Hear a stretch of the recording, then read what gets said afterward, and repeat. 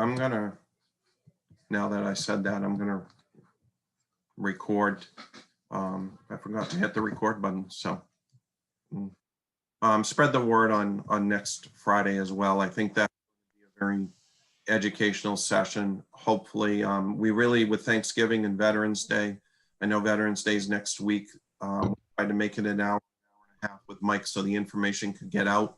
But we were going to be running into December, and I just felt it was too late for December to start talking about that. Planning for it already. I'm sure you folks are as well. I know DOL is sending out new information. They just sent out a new list of FAQs. So there's a lot that's circulating with that right now, and we really wanted to capture that sooner than later. So hopefully that catches us up to speed on some of those topics. With what we have on the agenda for business, I unfortunately, I'm going to skip going through each of us as we would if we're in person. I know that kind of impersonalizes it a little bit, but we do have a number of topics to get through, and I want to make sure we have time for them all. The other part is we will use polls this morning within Zoom. So when there is a motion, if someone could unmute, make the motion, and remute someone second the motion. Bridget, hopefully, if you folks mention your name, Colin Walsh, I'm moving the motion. I'm Diane Boucher, I'm seconding the motion. That would be helpful. That way Bridget can keep track of who made the motion, who seconded. And then what I will do is once there's a motion and I ask for discussion, as we would in any, after that, the vote, instead of by a raise of hands, I will shoot out a poll to each of you via Zoom. It will show on your screen. I've tested with my staff as well as with Lucy. It should work. You can answer yes or no. You either approve the motion or you don't. And then that poll I will share with everybody, and it'll tell you how many people voted in the affirmative, how many in the negative, and what those percentages were. Just so you know ahead of time, because Lucy and I are hosting, we are not able to vote within this module of Zoom. So if it is close, then I am comfortable with saying what my vote would be. Lucy, No idea. I believe you said you would be as well. So if the vote is close and it needs Lucy and I to, then we would give our votes orally. Is everyone comfortable with that as kind of the groundwork of the business part of the meeting? Because I want to make sure there's an understanding of how we're approaching it. I know this is different, but I also want to make sure there's accountability for what we're doing in the business part of the meeting. Does that work for folks? And people who are on video, I got a couple thumbs up, I got a couple nods, and I don't have anyone unmuting and screaming at me saying, no, that doesn't make sense. So I guess we'll go with that. First of all, I want to thank you. I want to thank you for your emails, your recommendations, your thoughts. I'm sorry I haven't gone back to some of you. I have been swamped just like you are in running a school district. Know that they're coming in, know that we're sharing them, know that at the executive level we're talking about them. Hopefully, as my schedule frees up some, I'll be able to get to more of them and actually answer more of them. So I wanted you to know that right from the get-go. I think probably all of us can relate to having a lot more work in a day than we have hours to accomplish it. So I'm kind of in that same boat. And we'll talk about that a little bit under the topic of discussing a potential executive director or part-time director position. So with that, if there's no questions right from the get-go, I don't see anything in chat that indicates that there's concerns. I'm going to move forward with the minutes. The minutes were sent out for both March 6th and August 28th. March 6th was a business meeting. Thank you, Bridget. She did send out some minutes as well for August 28th. August 28th was an educational session. about leaves during COVID. And it was kind of a discussion. I'll entertain a motion for, and if you make the motion, please state your name. I'll entertain a motion for the approval of the minutes of both meetings. Diane Boucher, I make a motion to approve the minutes for both meetings as stated. Thank you, Diane. Is there a second? Dawn Pooler, I second the motion. Dawn Pooler has seconded. Bridget? Is there discussion? And you feel free to unmute and have discussion. I'll give time for people to do that.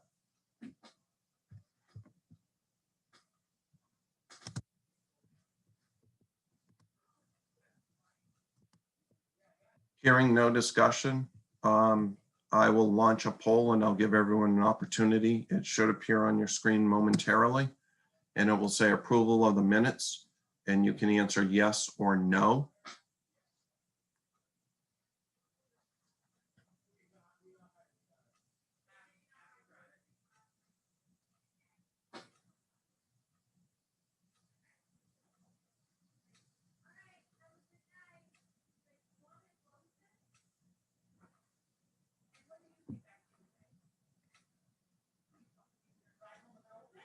My goodness, technology is actually working.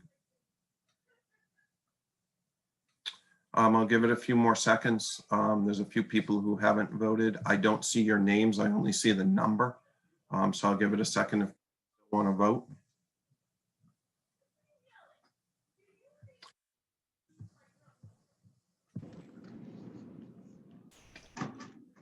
And I'll end the polling now.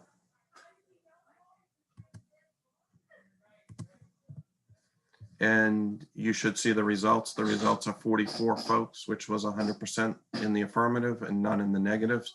So Bridget, the minutes have passed.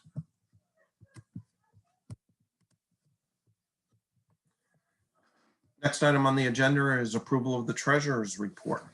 I don't believe, Sherry, do you have anything to say about the treasurer's report that needs to be talked about? Or I don't believe there was anything in there. Thank you, Sherry. She says she does not. Is there a motion to approve the treasurer's report? Yeah, Diane Boucher, motion to approve the treasurer's report as submitted. Thank you, Diane. Is there a second? Chris Bottle, second. Thank you, Chris. Is there discussion regarding the treasurer's report?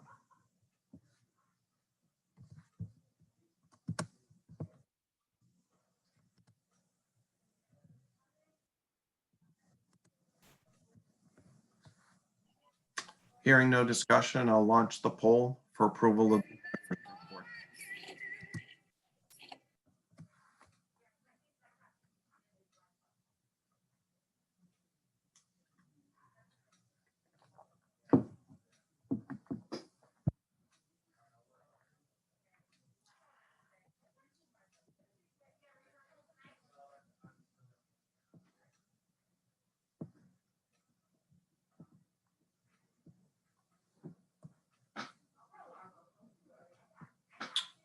I'll give it a few more seconds for folks to vote who haven't, who want to.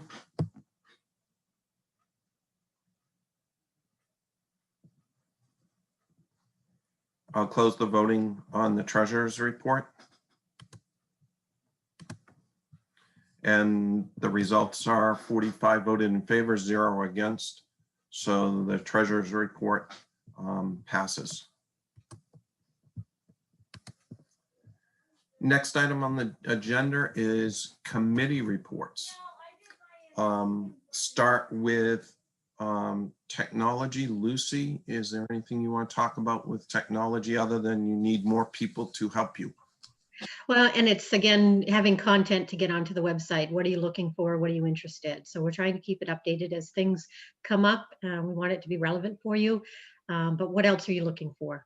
That's, and having something to put on there for you. That's it at the moment. Thank you. Thank you, Lucy. Are there questions of Lucy for technology?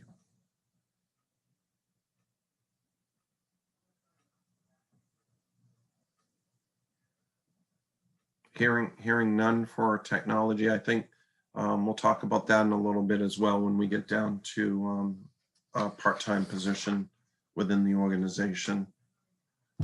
Tri-State, I don't know if Hollis is on. I'll take that one.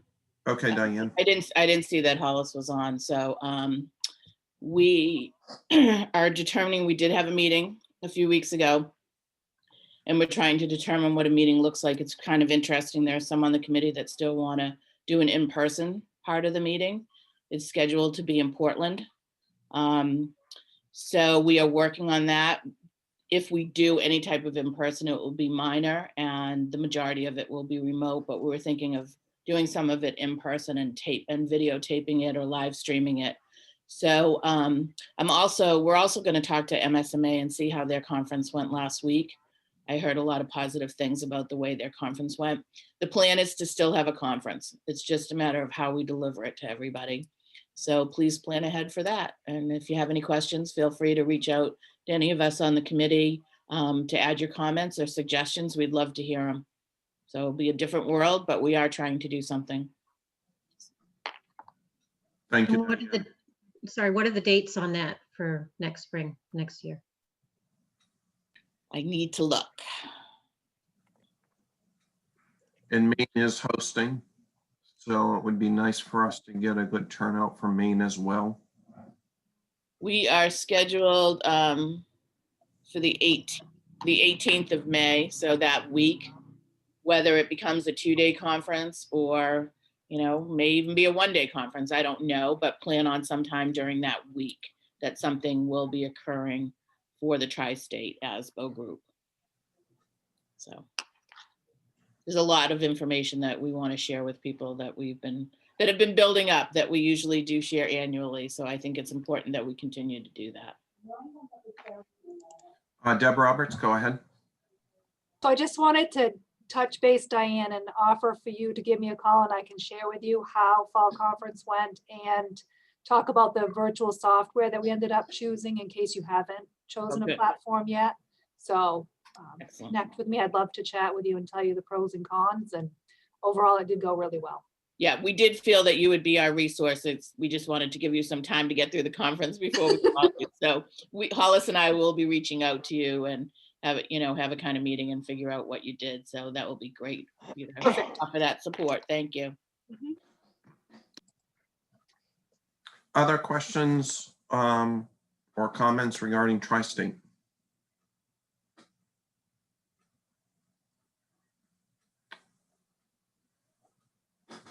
It would be really nice to get a strong turnout from Maine, whether it is remote, in person, or hybrid. So please make sure you book some time to attend. Make sure you outreach, and we at ASBO will be doing the same. So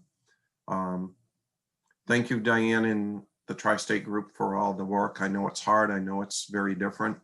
And look forward to seeing what that group puts together for a conference in May. Certification, I have gotten a bunch of emails about certification committee. I think you probably know what I'm going to say already, which is I don't think ASBO is opposed to certification in any way.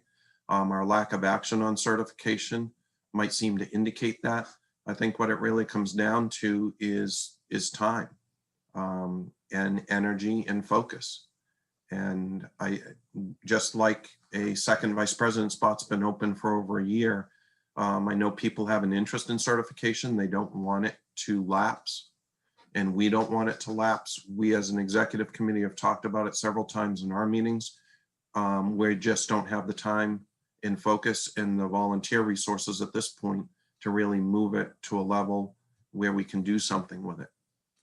As we talked about at a most recent meeting, we are going to be doing more little learning sessions that are an hour, hour and a half long throughout the rest of this winter and into the spring than doing half-day sessions.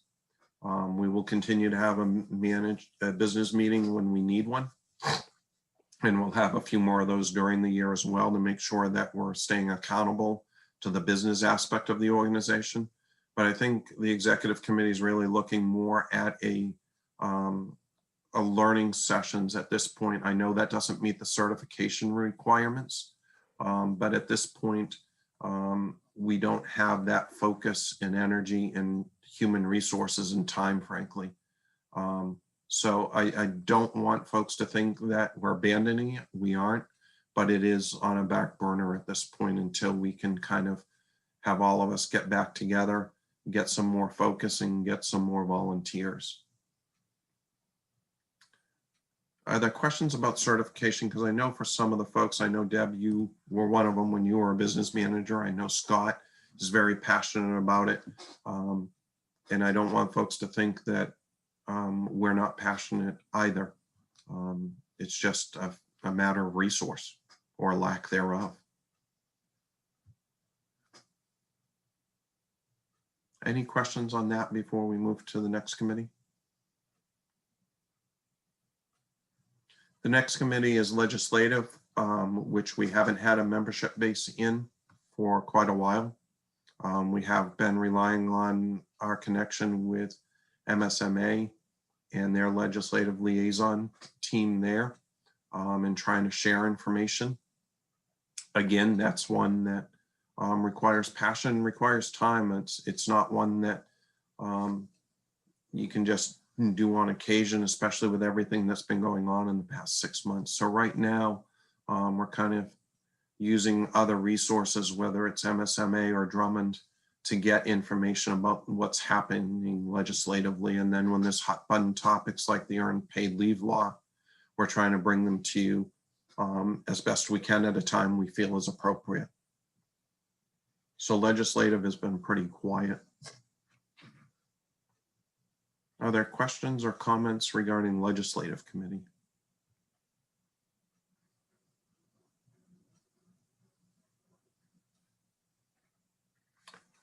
Hearing none on that, we'll go to executive committee. I can tell you that executive committee, and you're probably going to need to know who the officers are here in a minute. So I'll at least let you know who executive committee is as the officers. I'll list them out in a minute. Also on executive committee is Kelly Wentworth, Don Pooler, Diane Boucher, and Jackie Smith. So executive committee has met 2 or 3 times over the course of the summer and fall. More about direction and more specifically about the topic that'll be on the agenda very soon to discuss with the membership and get your feedback on, but also about how we're going to conduct business meetings with the membership, how we're going to do learning and educational programming with the membership. I know Deb and I have talked. We talked most recently yesterday. We've also been talking about the relationship between MSMA, MSSA, and Maine ASBO. I don't really have more to report on that at this point, other than that both sides want to talk. They want to build a relationship of some sort, and we don't know what that is yet. But that has also been talked about in executive committee. And really, it's about, you know, trying to outreach to you folks, and we'll talk about that in a minute on the agenda. And you're going to have plenty of opportunity to share, and we want to hear from you about what you want ASBO to be doing, and more specifically, what do you want the executive committee of ASBO to be doing for the membership. So that's kind of where we've been with executive committee. We've been meeting obviously remotely.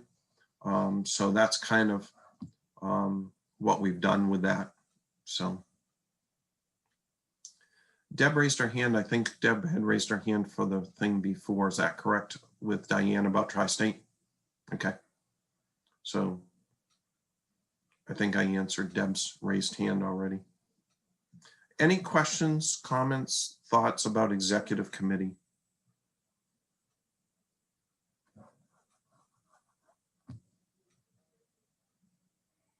It's a quiet group this morning. We'll get you engaged here pretty soon. If there aren't, that completes committee reports. The next topic would be, and you received it in your packet, the draft budget for 2020 and 21. And certainly would be happy to go through. I think it was pretty self-explanatory, but I'm sure any of us or Sherry can go through that if you want more information or if you just want to make a motion.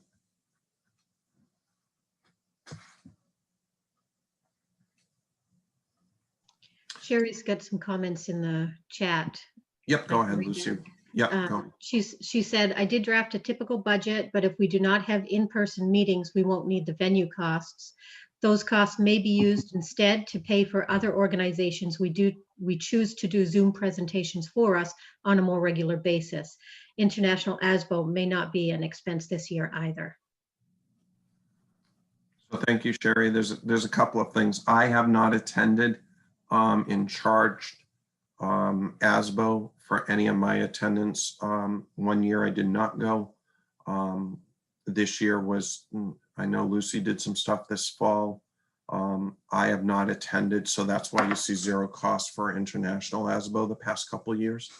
That is traditionally our process, is that the president or incoming president would be going. And we haven't done that in a couple of years.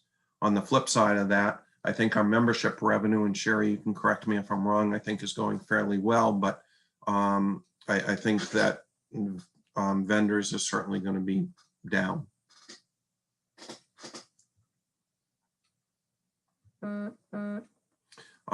Gary's asking if you could overview scholarships. Maybe newer members are not aware of this. Scholarships are in here and are provided. I think Diane, you did, who did scholarships? We didn't really get a lot of requests this year, did we? Lucy or Diane on executive committee? I didn't do them. So we do provide scholarships for certain things, and we certainly help support that. I think that is one of the areas that we just don't get a lot of. We don't get tri-state. You can see for 1 year in there, there weren't a lot of tri-state requests. I think if you go through that line for quite a few years, and we try to put that out every year. Kelly is saying that if we get a positive vote for a part-time director, we will need funds for that position. That is accurate. I'll talk about that a little bit more when we get to the position and what executive committee's thoughts are on that specifically. It isn't built into this budget because we didn't want to presume that that was going to be an approved position. And I think that there's going to be costs with that, but I think there's also going to be revenue generated from that position, especially for the part of the year that we're in. Should we hold off on the budget? I mean, we can if you want. I think for us, we don't know enough about, and it's kind of getting into that agenda topic. We don't know enough yet about when, how, and where, if you folks approve that position, when it's going to start, whether it would start before June. If so, how much before June? Then the process executive committee is going to have to go through. So what I would recommend is that we approve the budget, and when we talk about an executive director position, we'll talk part and parcel of not just the position, but also the funding for it and what we would do with that for the completion of this year to June 30th. This is Chris. I make a motion, we approve the budget as presented. So there's a motion by Chris Pottle. Diane Boucher, second the motion. So Diane has seconded Chris's motion to accept the budget. Discussion about the budget.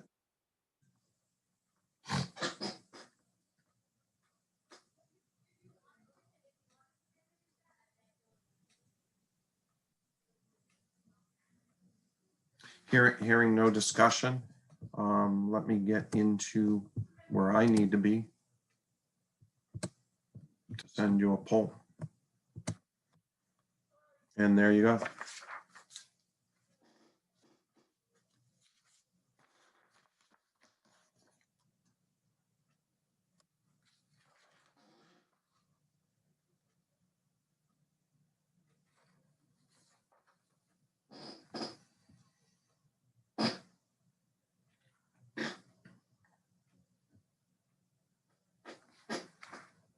A lot of people have voted. I'll give it a few more seconds for those of you who haven't voted yet. If you could submit if you want to.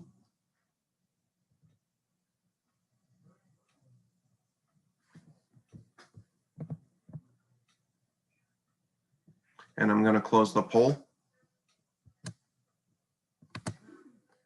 And the results are 47 in favor and 0 against. So the budget does pass. Thank you, folks. A next agenda item is approval of officers and executive committee members is what it should have said.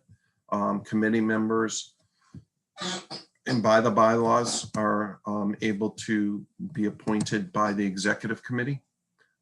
So let me go through who the officers are and where we're at with that. The president is myself. First vice president is an open position at this point. Second vice president is Sherry Moody. Treasurer is Sherry Proctor. Secretary is Bridget Williams. Immediate past president. Should we get rid of the word immediate? I'm just teasing, but it does seem like it's been a long time, is Lucy Maluski. And as I said previously, those are your officers. The executive committee are your officers, in addition to Kelly Wentworth, Dawn Pooler, Diane Boucher, and Jackie Smith. So I'm certainly happy to answer questions, or if there's a motion to move the slate of officers and executive committee members forward.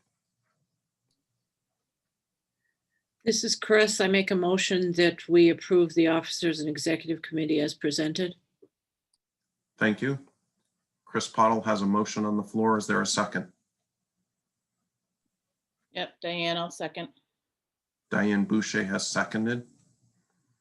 Is there a discussion regarding the slate of officers and executive committee members?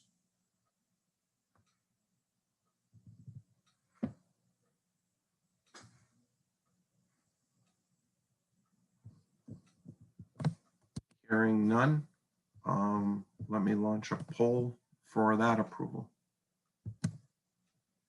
And that should be out to you.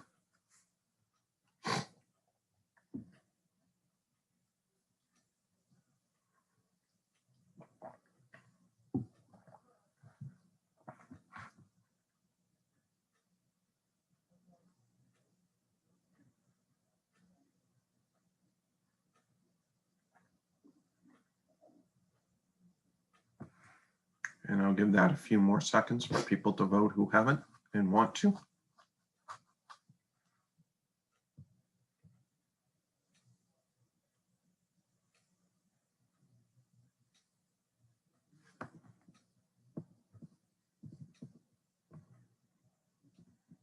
And I'll end the poll. And there are 48 in favor and 0 against. So the slate of officers and executive committee members passes. The next agenda item is the presentation of the Dave Holden Award. For those of you who don't know, Dave Holden Award is awarded annually to that member of Maine ASBO who's gone above and beyond. There in the spring, we asked, and it was right around, and we held it out even longer into the spring and late spring, early summer for people to nominate somebody. This individual has been very dedicated to Maine ASBO. If I look through the list, I don't believe this person has ever won this award previously. I don't believe this person has ever served as a president or first vice president or second vice president to my knowledge, but is certainly well deserved in her role in what she's done for Maine ASBO for years and years and years. And I only wish I could be next to her, shake her hand, and have a picture with her, but we will certainly do that at a time that she and I can get together.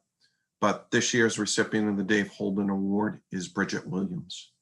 So congratulations, Bridget. You well deserve it. Wish we were all there physically with you in person so you could see all of our faces.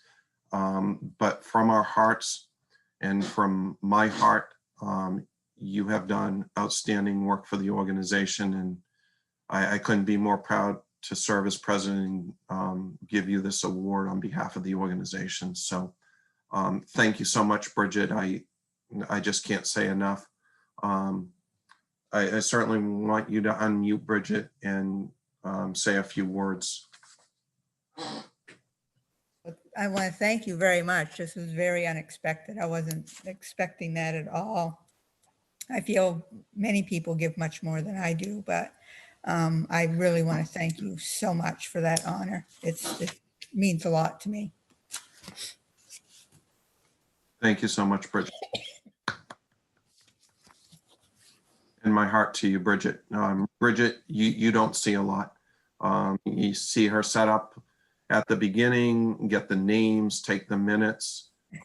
What you don't see Bridget doing is what happens behind the scenes. The detail of what she provides in the minutes.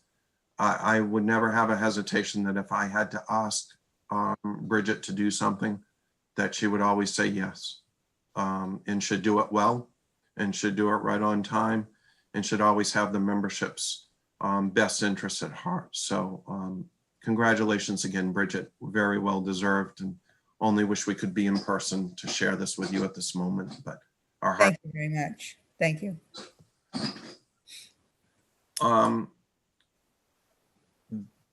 I just want to say that before we get into the next topic, which is probably going to be most of the meeting, I'm going to move before we get into that. Is there any other business to bring before? I know that's supposed to be after this topic, but given the time and we're at 9:36, I want to make sure we have time for this topic. But if there's any other topic to come before us, if there's no objection, I'd like to do that first and make sure that people have an ability to talk to something if it's on your mind, other than the part-time position that we're going to talk about next.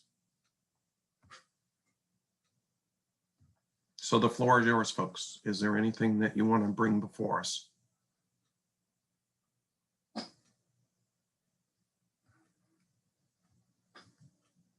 Is it that we didn't have breakfast this morning and the group is? Colin, this is Clint. I got a quick one. Yeah, go Clint.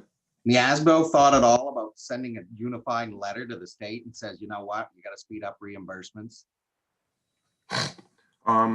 We've talked to them. I mean, we certainly can. I know I've been in touch with Tyler, and that was part of Tyler's email that went out, I believe yesterday, was trying to get more communication about where they are. I think, Clint, from my understanding of it, it's a staffing issue at the state. They're doing the best that they can with the staff that they've got. And It's just, the only thing that throws, whoops, I lost my mute. The only thing that throws me is that right now we've got about 2 million, a little over 2 million left, which represents about almost 10% of our total general fund operating budget. mhm. And with the reimbursements we're getting, it's quite obvious that's going to be floating out there unreimbursed till Christmas or later. We don't have that kind of cash flow. Who does? And we've got our lines of credit, but that's still putting us really thin. I don't know how we're expected to. It's a great problem. I just don't know how to fix it. Yeah, and it's a problem that you're not alone with, and we're trying to communicate. I mean, I can certainly send something. I know executive committee is meeting after this regular meeting this morning to have an executive committee meeting, and we can talk about it more there as well.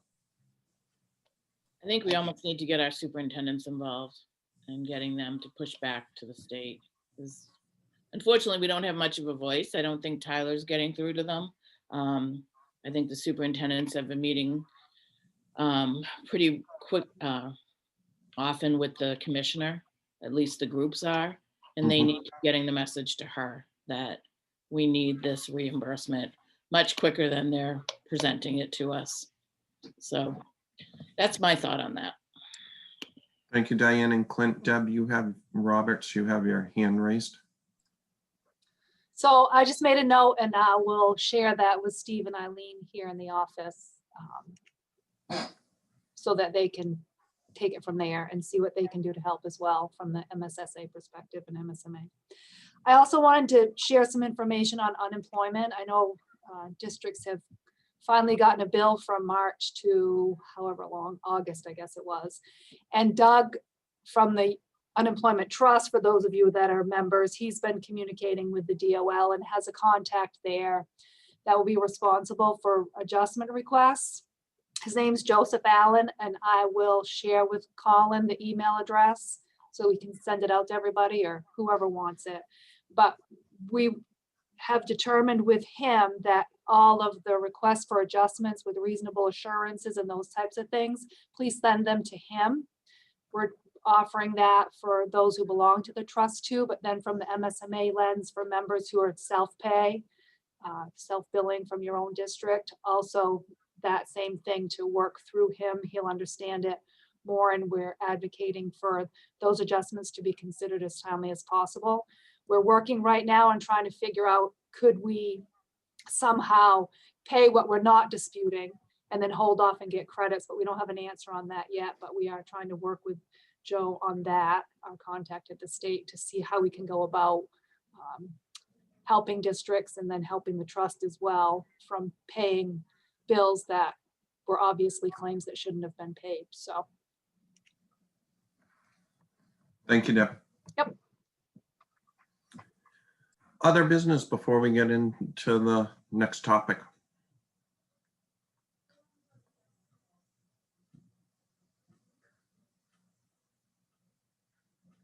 Hearing none, I'll move into the next topic. Zach did have in the chat, he said that a lot of us have already sent the items that they are requesting, again, in regards to the unemployment, but Yeah. they don't seem to have had an impact on the bills that were sent. I know in one of Doug's emails, he had said that if you'd already sent it, it was going to land on Joe's desk, but you can send it again. I know it seems like duplicating the work, and hopefully, you know, if you send it the first time, that they'll get it and make those adjustments. But if you want to be just, you know, double sure that that does occur, you can send the information again. Thank you, Lucy. Thank you, Zach. Hi, Joya. Yeah. Joya Maynard from Waldo County Tech Center. I'm curious, my director has asked if anybody's heard about budget curtailments. I know it appears they're not going to do anything this year, but it looks like it may happen next year, and how you're going to go forward preparing a budget for next year. I can tell you what I know, Deb. I don't know if you have a little more from Eileen King and the funding committee. I know from my perspective and my superintendent who serves on a committee with MSSA, what we are hearing at this point, and you've got to take it as this is just a fellow business manager, and what I know is that they're leaning not towards a curtailment for the current fiscal 21 year.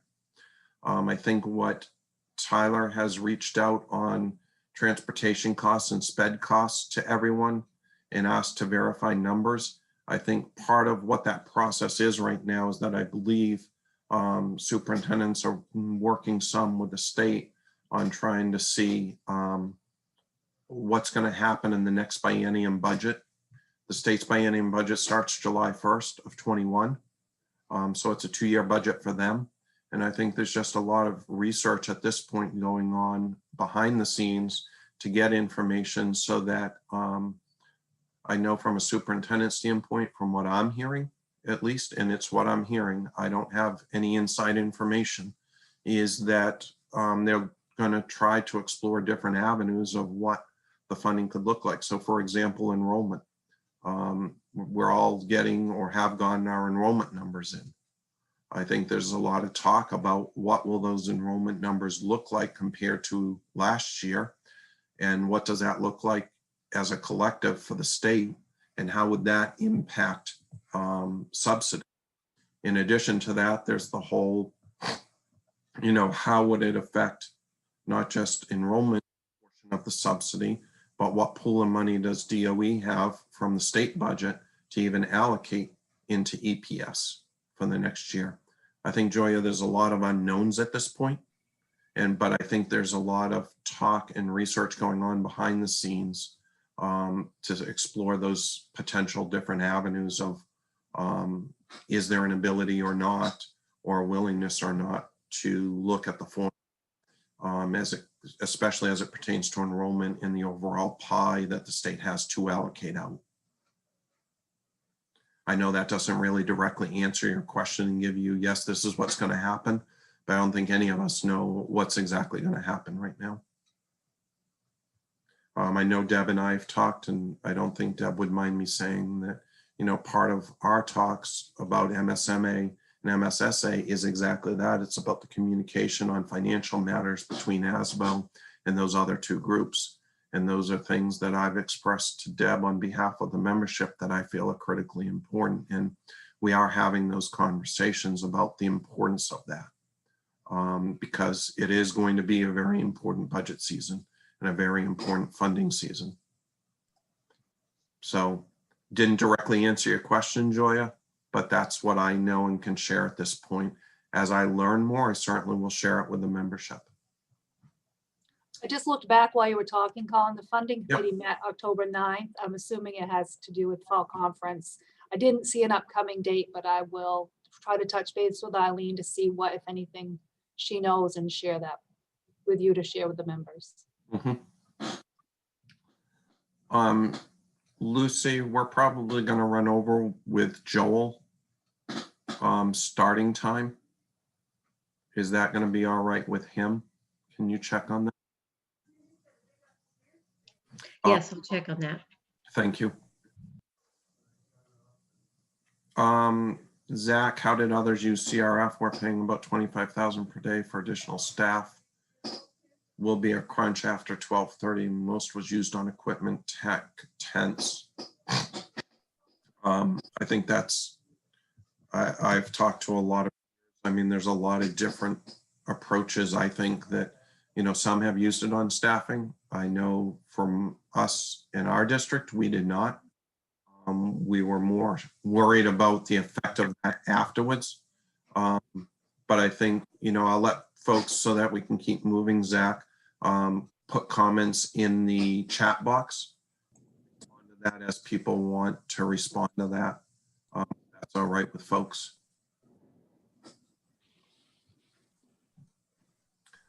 I'm going to move on to discussion about a part-time, and I don't know what you want to call it.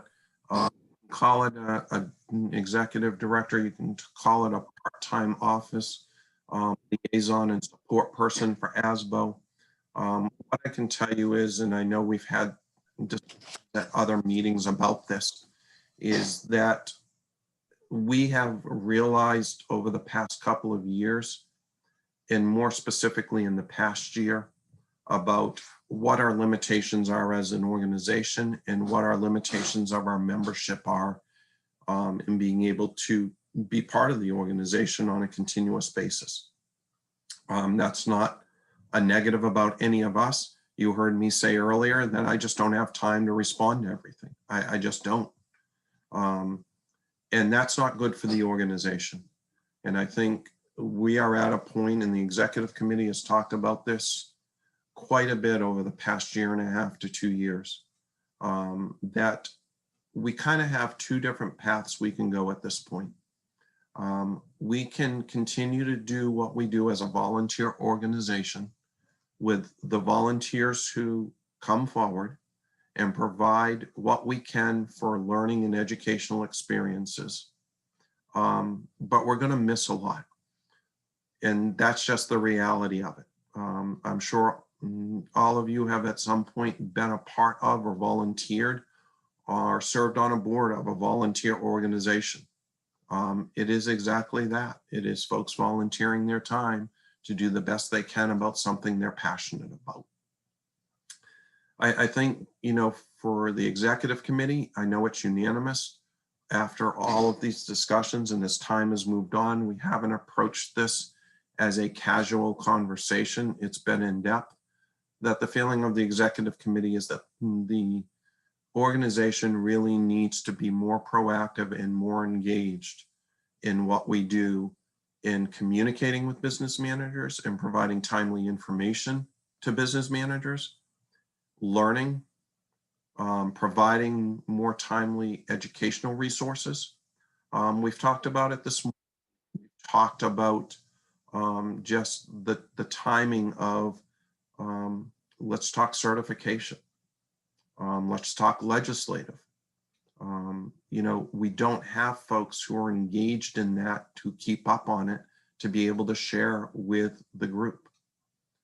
And we as a committee, and I know it was unanimous because we've talked about it a long time, to bring this forward to the membership and say, we as the officers and executive committee feel it's time that the organization hire a part-time person who's responsible for making sure that all of that information, whether it's legislative, whether it's changes in laws, whether it's learning opportunities, whether it's certification, organize that, and also interact with, on a continuous basis, MSMA, MSSA, MADSEC when we need to, DOE. That is all happening currently by your officers as they can with the time they have. And that's the way it's been, but we've gone into a much more complex world, as I'm sure you all know. You all have more work than you have time to do with probably the same or less staff. And therefore, for the organization as a whole, for us as an executive committee, it's about what the organization looks like a year, 3 years, or 5 years from now. And we feel we're doing everything we can with the time and energy and passion we have for the organization, but we feel it's not enough. And we feel in order for it to be enough, we need a part-time person whose dedicated job is to foster that. We don't have specifics yet. We're asking for a discussion about the concept of this. I don't know if that's 20 hours a week, 25 hours a week, 15 hours a week. I don't know if that's paying someone $12 an hour or $20 an hour or benefits. What we know is, do we conceptually agree that that's a direction that this organization wants to move forward in? And then the charge to the executive committee then would be to bring a plan back to the membership of what that would look like. So today's discussion is really about, do we want to move in that direction or do we not want to move in that direction? I have a part-time executive director. Use whatever term you want. That's the simplest term that I think people understand. That coordinates, organizes, and leads all of those activities. They would not replace the board. They would not replace the officers. It would be more of the person who is responsible for coordinating that and making sure that that all happens day in and day out, week in and week out.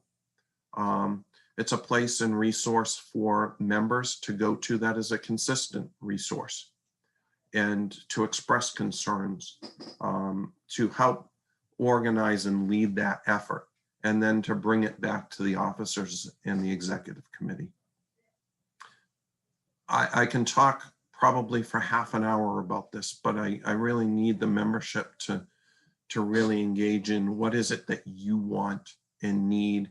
And does that make sense to you or does that not make sense to you from a conceptual standpoint? I know there's a lot of logistics that would have to be worked out. But I think the first step in that process is whether the membership feels that's a direction they want to go in or they don't. And if they do, then the executive committee has a charge ahead of it to respond back to the membership with. Like I said, I could go on. I know we've talked about this at other meetings and the topic has been raised, but I want to hear from the membership. What do you folks feel?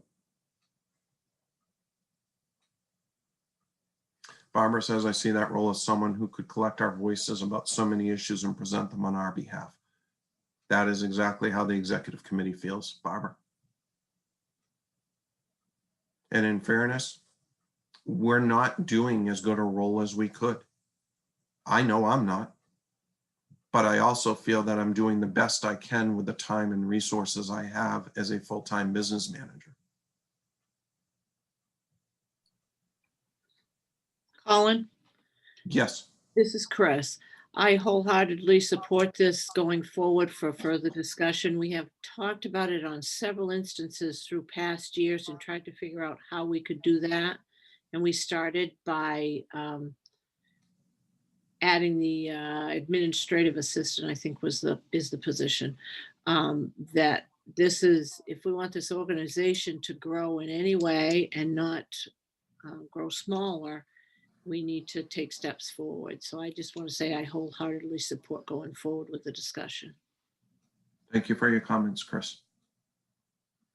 That administrative assistant's job at this point, and she has given notice that she wants to not do that role anymore. She's decided she will hold on till the end of December, but that is it. It's basically the emails to send out emails to when we used to mail stuff, in order to mail stuff out, organize mailings for tri-state and all of that. So it really was truly an administrative role. We would envision that this person would take over that whole role as well. Teresa, Scott, it sounds like a good idea to me. I know that time is really tight for all of us, and it would benefit us to have someone with their energy that is spent on ASBO. We agree. It's not that we want it to be some highfalutin organization. It's about us having a voice as members that someone can organize. Like I said, I don't have all the details. I don't have all the answers, but I need to know whether it's a concept and area that we want to move with or not. Donna Ekman, I completely agree with Teresa. Zach, I assume we're looking for a person that can work a part-time job, so that most likely I'll hire someone who I current BA in the district. Probably the first is more correct. It's really a part-time position. I mean, we've talked about a lot of things as an executive committee. Obviously, someone who has to have some knowledge and some background in school and business manager and finance. And someone who really has a passion for school finance and supporting business managers. There's, and I won't read them all, there's support. Yeah, I got Zach that it wasn't a snot. It is and is not. Sherry, I think lack of a first vice president, lack of people to fill our committees, comments from people requesting more support due to their regular job shows the need for the person. We agree. I mean, I don't think we would bring this to you. We've tried to hold off as long as we felt we could. I will tell you that right now, just on a day-to-day basis, Lucy's doing the bulk of the day-to-day work. If I need something done, Lucy's doing it. Lucy has a job as well. I'm doing what I can. Lucy's picking up a lot of it. And that's Lucy's role. But Lucy's doing it. And Lucy's not going to tell you she's doing it. But I'm going to just be honest with you. Lucy's doing it. And Lucy's not complaining about it. But as an organization and as president of the organization, I'm telling you it's not an effective model for us. And it's not efficient. You guys are clicking in quicker than I can read here. Organization is vital to many of us. This organization is a huge resource and support for business departments and Maine schools. I agree. I feel it'll help the organization. Given everything we're dealing with, shows a need. Dues has been stable. So adding some support to the needed position doesn't sound unreasonable. Let's talk a little bit about the financial part, even though we don't have details. In the time that we have vendors out there who are knocking down the door right now and willing to pay money and good money to be website sponsors in a vendor membership sponsorship. That they are. Time and we don't have material, as Lucy said in her technology report, to put on the website where we feel we can go market those people and charge them whatever we're going to charge them and they're not asking what the price is. They're willing to pay. But how can we take money from vendors to say, you're going to be a website sponsor with a rotating sponsorship on our website, just as an example, and charge them and then not put any content up and not have people use it. If we have a person that's able to do that, coordinate that, we feel as an executive committee, without a doubt, that the vendor side is going to pick up significantly. But we have to have content. We have to have someone organize that, and we have to get it on the website to do that. I think our platform works well. We need someone to do it. As far as membership dues, we've talked about that. I don't know how it would impact dues or if it would. Right now, I think the dues are very reasonable. If you look at other organizations, the due structure is much, much higher. I think as we explore this, if this is the road we're going to go down, then we will come back to you with what that could look like and what the financial implication of that is. But I think that from what we've done so far, I don't think it's going to be a significant hardship on what's going to happen to dues. I think there's other resources there that are going to come, especially on the vendor side. They're going to support the large portion of this position.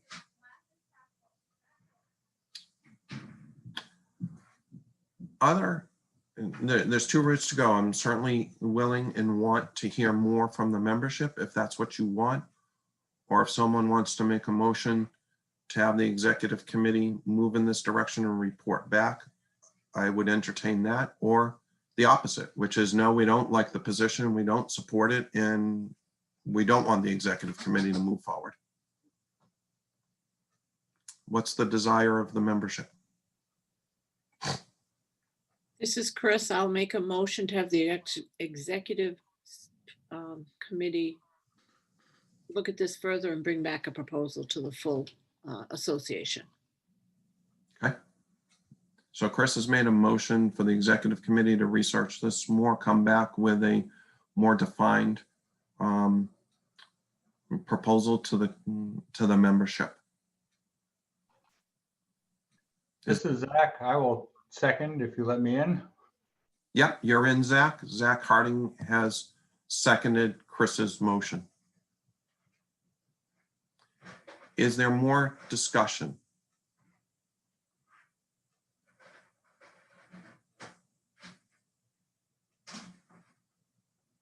I want to give everyone an opportunity. This is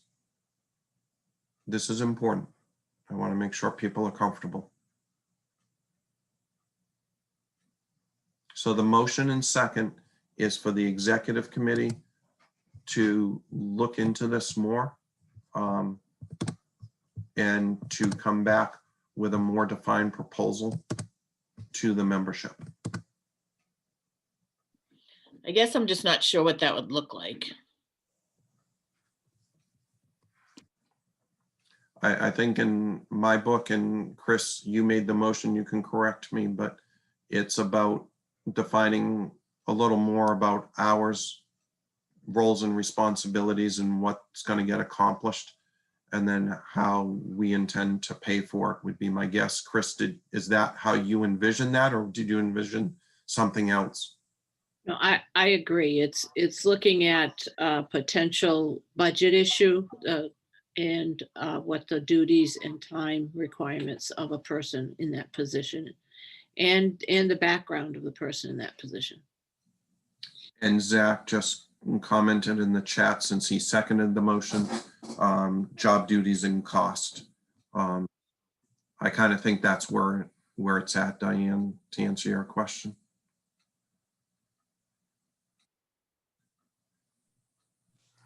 Any other discussion before I launch a poll?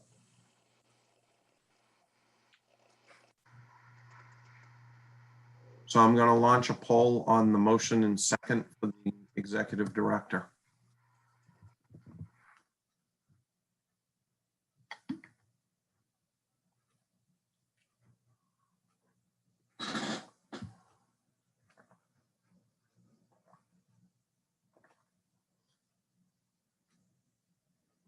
And remember, I've created these polls to be anonymous, so I'm not, or Lucy's not seeing any of your folks' names in the poll.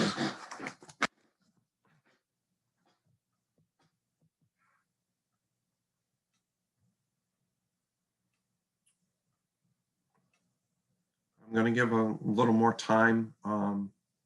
The number of people who voted is a little less than last time, which is fine. If you don't want to vote, I just want to make sure everyone has an opportunity.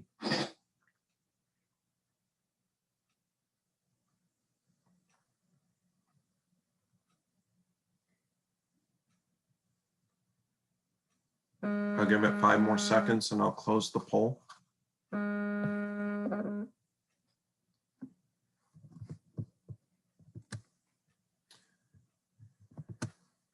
And the results of the poll are 44 in favor and 0 against. So that motion for the executive committee to bring back more specifics about job duties and costs to the executive director position is approved.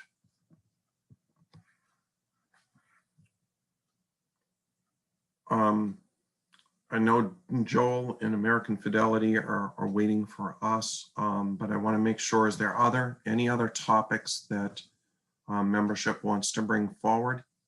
And then I want to make sure that my anticipation would be that we would not have another business manager meeting until either January or February with the holidays and everything else. Is that acceptable to the membership, and is everyone okay?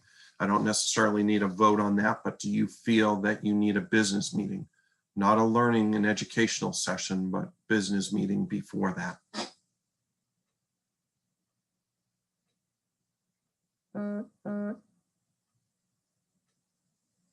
Does anyone feel that we should have it sooner than that? If so, unmute and just let me know, or put it in the chat.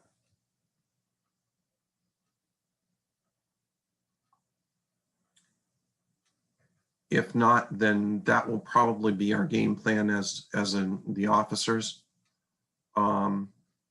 Sherry's put, I'd like the executive committee to meet and report back at the next meeting. Yeah, and that's kind of why I'm saying probably January or February, because with what we've got going on, we're going to probably talk about it after this meeting when we have our executive meeting today. But also we're going to have some other meetings as well. So I want to make sure the executive committee has time to go through that process.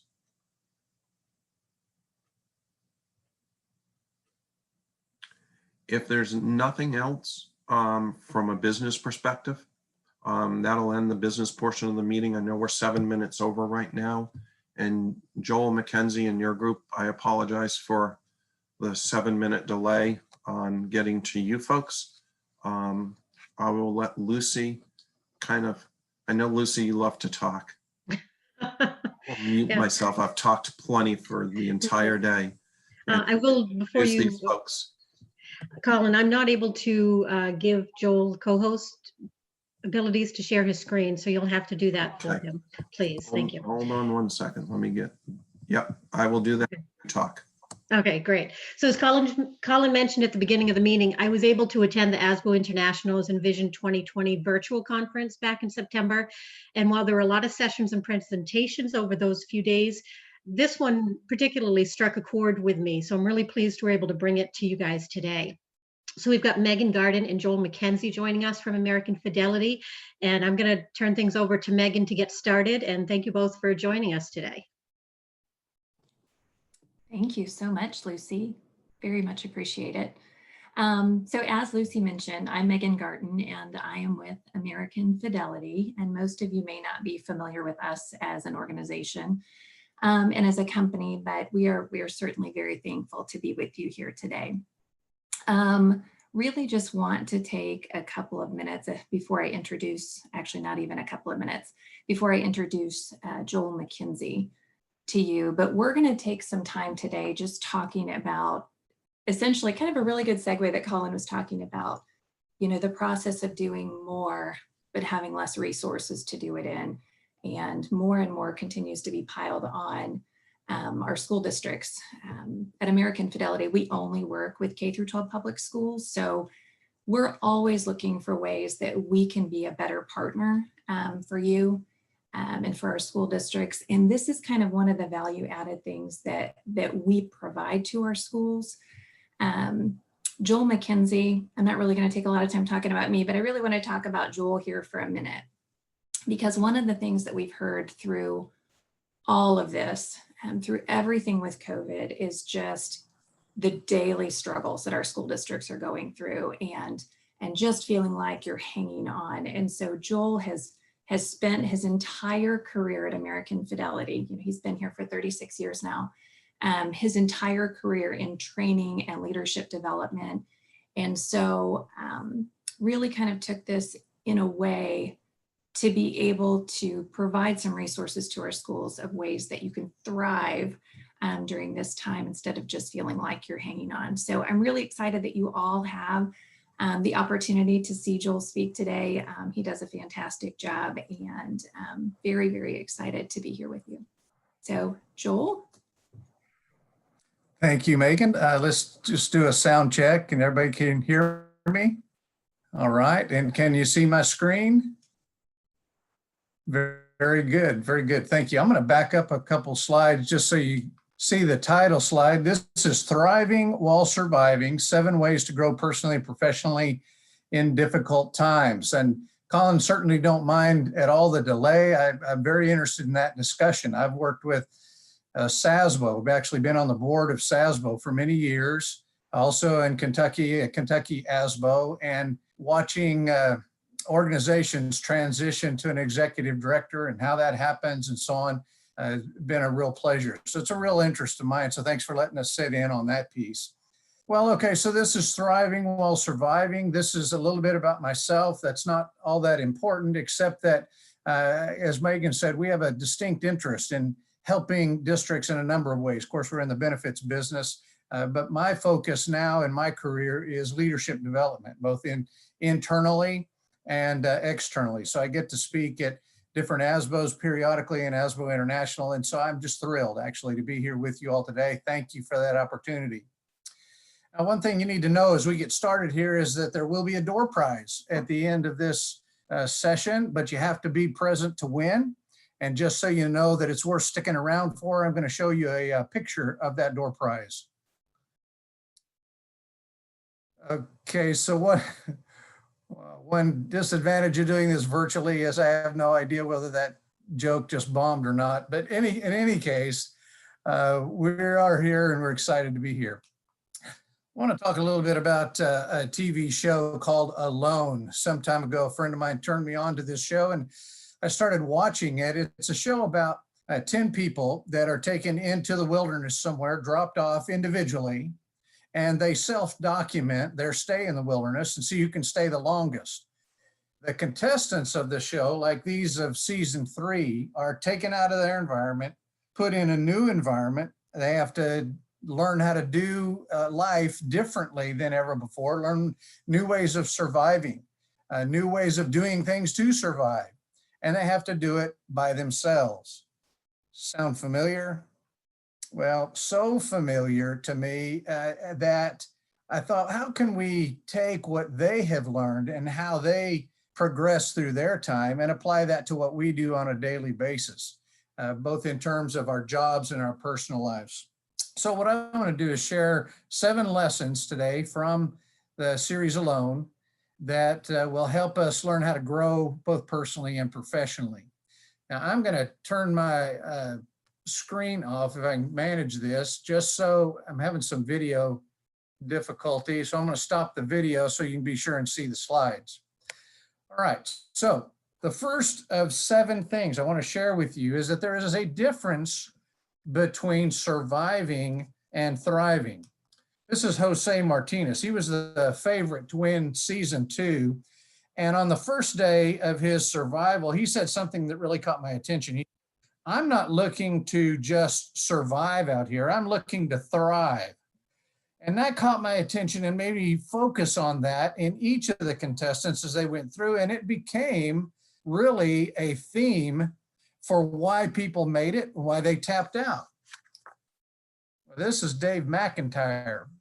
A spoiler alert. Although Jose was the favorite to win, David actually won. Jose came in second. So why did David win? Well, the answer is multifaceted, really, but you can gain some insight into this thriving, surviving mentality by what was written about Dave on a blog. It said, Dave isn't surviving on this island, but thriving with a positive mental attitude focused on long-term survival. While the other contestants' food sources are dwindling, Dave's finding new ways of catching fish and Dungeness crab on a consistent basis. After 50 days, McIntyre found his second win and is genuinely having a great time. All right, so don't miss this. Surviving is about making it through the short term, white knuckling it till it's over, and doing with less and less because supplies are dwindling. Thriving, on the other hand, is about long-term survival. It's finding new ways to do things for the long term and having success on a consistent, sustainable basis. Surviving is, what do I have to do today to get by? Thriving, on the other hand, is what do I need to do today to build towards a brighter future? And a big bonus to setting a thriving mindset is you find a second wind and you can actually enjoy the time. In other words, when you set out to thrive, you build momentum. When you set out just to survive, you got to start over every morning.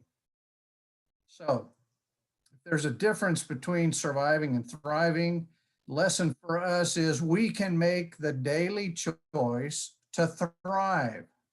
All right, so how did Dave make that daily choice to thrive? Well, it started with a positive mental attitude focused on long-term survival. Now, I know you've heard a lot and read a lot, just like I have, about positive mental attitude and psyching yourself up for the day, but I found a book that I think is particularly helpful, and a speaker, a guy by the name of Sean Aker. He wrote a book called The Happiness Advantage. Now, the reason I found it helpful really is two things. One is it's scientifically based. Sean is actually a researcher, and he's researched happiness. In fact, he's conducted one of the largest studies on happiness ever conducted. And Sean's basic premise is that gratitude is the way to be positive and happy. You can't wake up and tell yourself to be positive and happy. Your brain doesn't work that way. What you can do, however, is wake up and be thankful, which in turn triggers endorphins, triggers your brain to make your body happy. Now, this is way oversimplifying it, I know, but you get the point. So Aker suggests doing two things every day.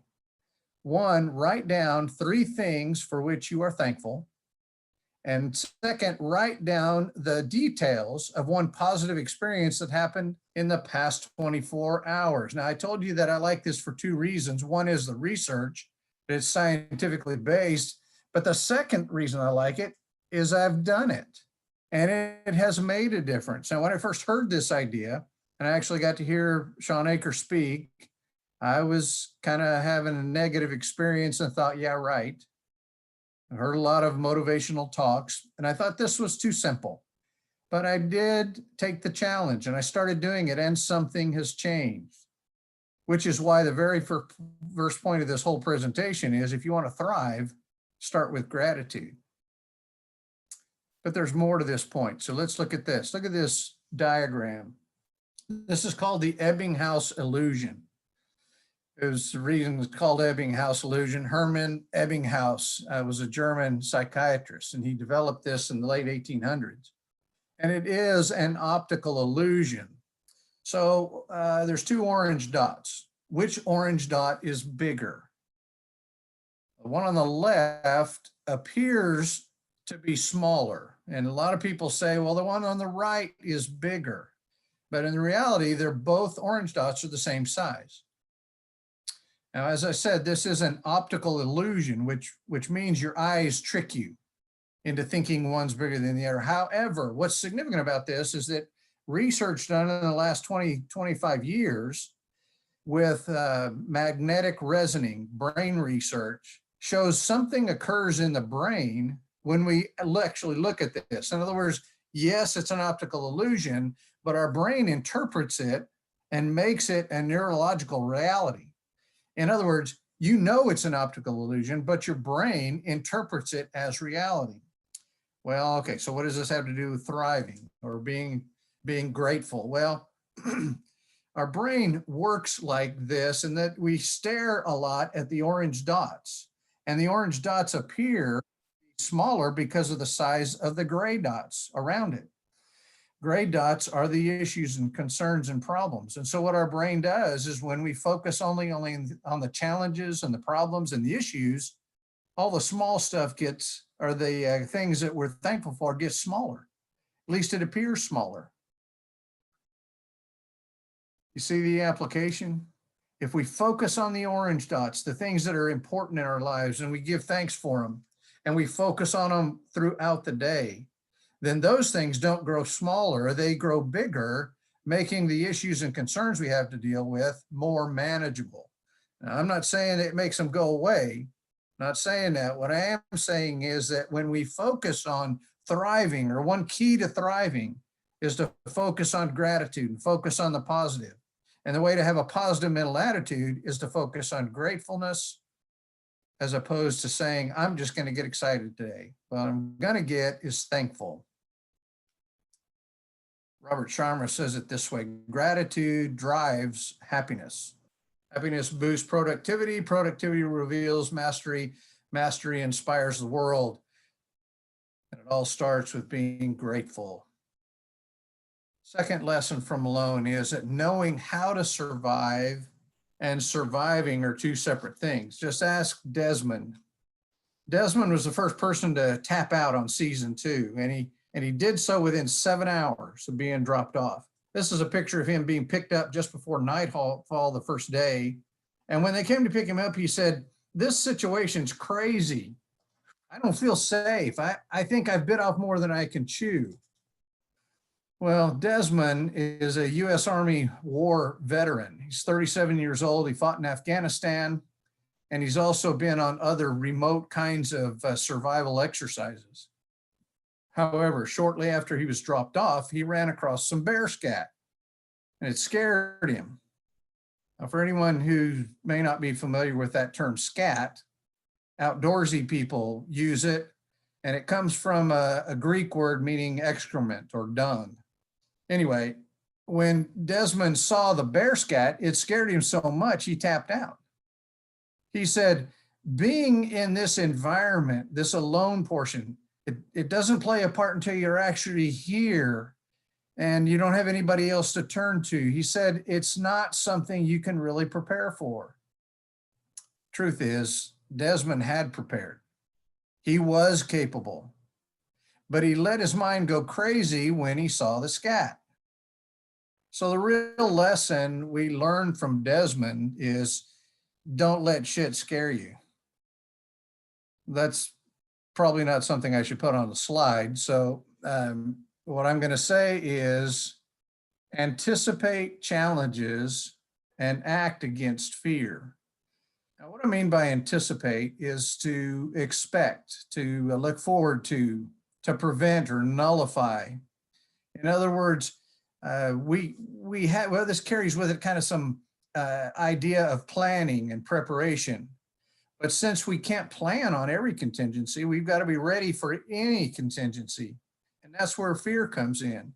When we start thinking about what might happen, fear can sometimes overtake us. Like Desmond, well, fear is not your friend. In fact, fear is an enemy of thriving. Now, I realize there are things going on right now that are a real danger to us individually and as a country, even as a people. The virus is real and dangerous. But much of the fear that we feel is not based on reality of danger, but on the perception of danger. And the interesting thing is that our brain cannot tell the difference between the two, real danger or perceived danger. In both cases, the brain reacts the same way and literally shuts down and shuts off our rational thinking, pumps ourselves full of adrenaline, which tells our bodies to either fight or flee or freeze. And so what we do is we crawl under the couch like this dog. There's a recent Febreze commercial campaign popularized the phrase nose blind as a condition where your nose shuts down and you can't smell the odors around you. Well, similar to that, fear makes you brain blind. You get scared, your rational brain shuts down, can't navigate to a better perspective or better situation. So how do we fix brain blindness caused by fear? Through action. And here's an acronym: ACT. Assess risk, consider options, and take action. In other words, don't be scared by the scat. Look at it. Does that mean there's a bear sitting there? Does it mean there's a bear going to attack? Well, no. Does that mean you don't know how to handle a bear if there was one to attack? No. Consider the options. What can you do? How do you prevent against that? How do you deal with that situation and then take action? In Desmond's case, his action was to leave or to quit. I'm suggesting that fear is what drives that, and acting against fear is the way to thrive. Now, this isn't a new concept. We're all familiar with it. What FDR said in 1933 in his inaugural address. He said, "There's nothing to fear but fear itself." Now, you'll recall that 1933 must have been one of the worst years ever, and as relates to fear. It was the worst year, one of the worst years of the Great Depression. Hitler was rising to power, creating great unrest in the world. Well, talk about a scary time. And yet FDR says there's nothing to fear but fear itself. Third lesson from Malone is that the right gear can make all the difference. All the contestants on Alone are allowed to take gear with them. Some of the gear, like a satellite phone, a GPS tractor, things like that, are given to them. Some of them they can bring their own, like clothes, but they have to meet certain standards. But they also, though, are allowed to choose 10 items from a list of 40 items that the show provides that will make their stay in the wilderness more bearable. It can be things for shelter, or bedding, or hunting, personal hygiene, or whatever else, or tools.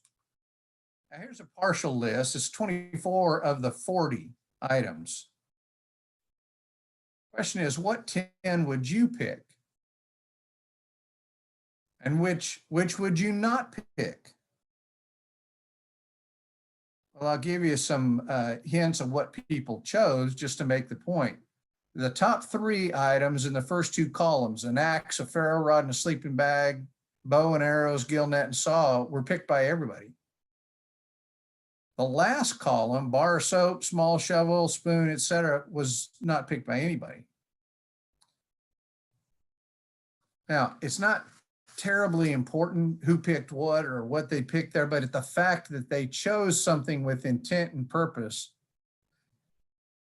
like this guy, it's Jordan Jonas. He won season 6, and choosing the right gear made all the difference for him because he chose the bow and arrows, and he was the only person in all seasons, not just season 6, to take large game.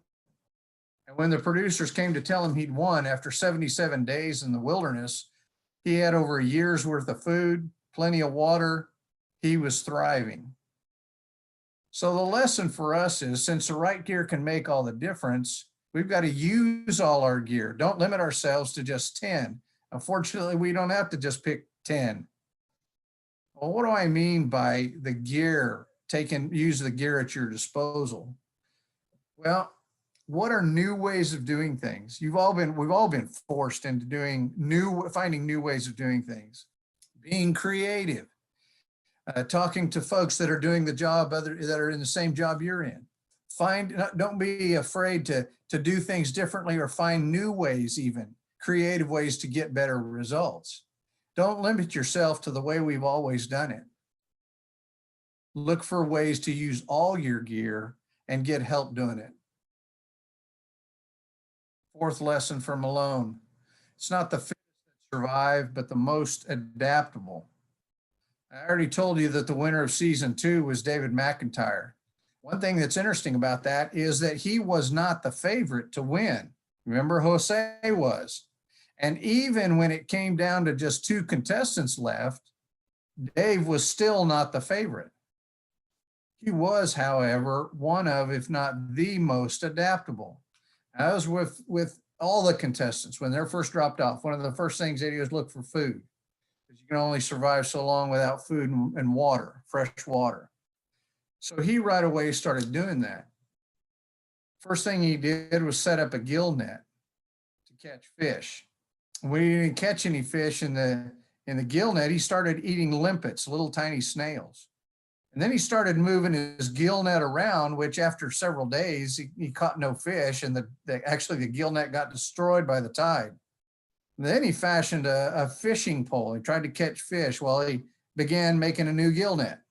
When the fishing pole didn't work in one location, he tried another location. Then he found another place he could fish.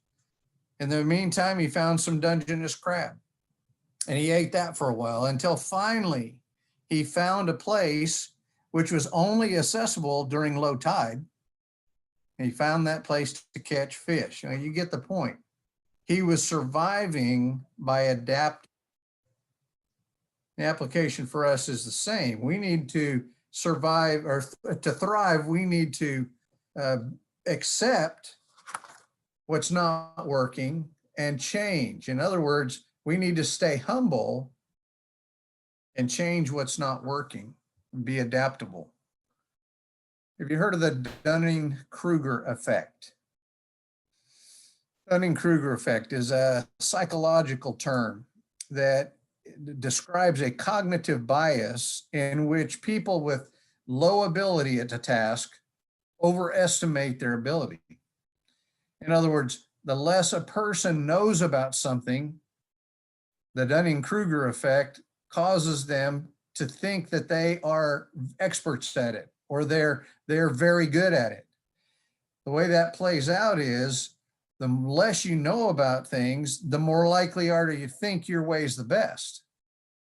Now, this, of course, doesn't work in surviving, and it doesn't work in the real world either in trying to thrive in the circumstances we have. So the key is to stay humble and change what's not working. Now, this is not an official definition of humility, but it is a good definition that I like. A humble person is one who's growing, asks good questions, invites feedback. They're slow to be offended, know their limitations, and ask for help. A humble person knows they don't have all the answers and is open to better ways of doing things. You know a humble person? Maybe you are that humble person. This definition gives us something to shoot for. Well, if we understand we need to stay humble and be ready to change, change what? What do we need to change? Well, the short answer is change what's not working. How do we know what's not working? Well, here's a test I just call a PSA test.